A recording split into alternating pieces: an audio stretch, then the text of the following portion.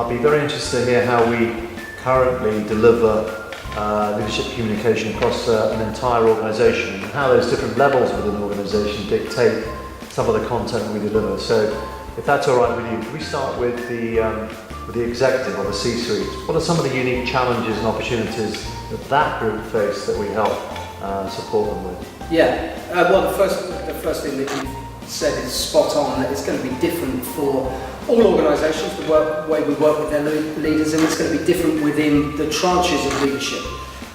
That your executive leaders are looking to achieve something different from your middle managers, who are looking to achieve something different from your frontline leaders. So to take the executive team, this is about strategy, it's about direction, it's big picture. It's not about day-to-day basis of delivering, it's about defining what that is, and because of that, the message has to have clarity. If I don't believe the message, I'm muddled in the message, then it is far less likely that that message is going to permeate through the lower levels of leadership and the lower levels of management. So it's got to be clear, it's got to be concise. This is about the way that you deliver the message. It's about your content through storytelling and how you create a congruence between the way that message is put across and the message itself. Let's move on to, you mentioned the middle managers. What are some of the unique challenges and opportunities that they face that we help them with? Well, the middle managers are about enabling others. They're about allowing the frontline managers and the delivery team to deliver. And this is about coaching to some extent, coaching great communicators. This is taking the the leadership message from the executive team, making sure they understand it, challenging it if they have to challenge it, if it doesn't have clarity, and then again putting it across in a way that inspires so that the frontline have no doubt as to what's going on and how that should be delivered. Let's talk about the frontline managers and frontline staff. So tell me a little bit about their unique challenges, opportunities, and what we do to help them. Yeah, very, very different challenges again. This is very changeable on a day-to-day basis. You're working with individuals, and because you're working with individuals within the team where there are challenges in terms of delivery schedule and all of those kind of things, you need to be very flexible.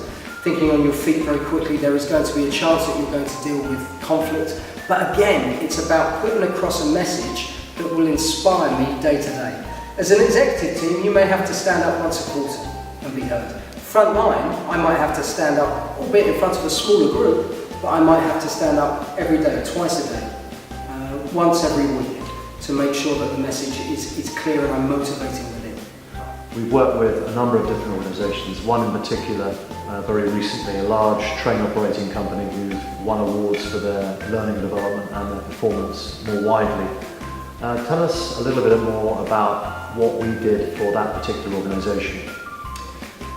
We were working with that organisation across many different levels of leadership. We worked with their executive team initially. We did some coaching with their executive team. I worked with one of their board members on his communication skills and presenting. We worked looking at their strategy and how that strategy was going to be put across.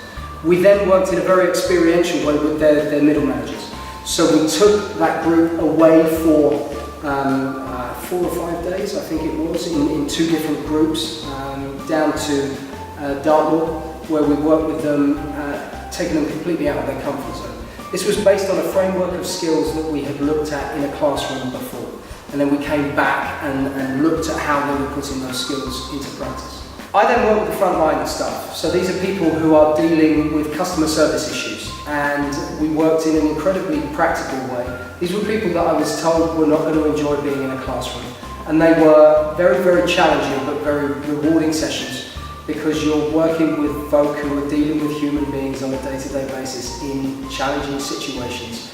And it is how you can change the way you're communicating, affect the way that you're communicating to bring out the best in those customer service situations. Customer service is incredibly important within business. We remember bad customer service or bad feedback for a long, long time. So it's about putting yourself in different positions.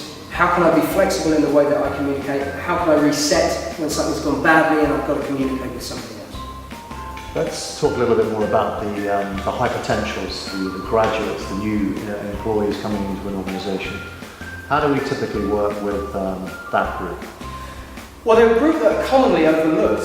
Quite often they're overlooked in my experience, which is a shame because they're your future leaders. They can set the culture right from, if you want to look at the hierarchical structure, right from the base level of an organisation. These are people that we're working with to develop their own personal brand. There's one thing that I've learned from working in North America a lot. It's that if I were to compare North America maybe with kind of Western Europe, one of the things that North American graduates do, and this is a sweeping generalisation, but there's a degree of truth in it, they're very good at selling themselves. They're very good at standing up and saying, these are my achievements, this is what I did at high school, this is what I did at university, this is what I bring to you as an organisation. In the UK and in other areas of Europe that I've worked, I think we're slightly less good at that. It's about developing an ability to stand in front of people, to be confident in your communication skills, to network, to think on your feet, to be able to answer questions with clarity of thought. And if you can get that right, you are developing leadership skill that becomes repeatable behaviour at a younger age, and you are setting the right culture as you move up through the organisation. Don't forget to subscribe to our YouTube channel and follow us on social media. The links will be in the description below. Thank you.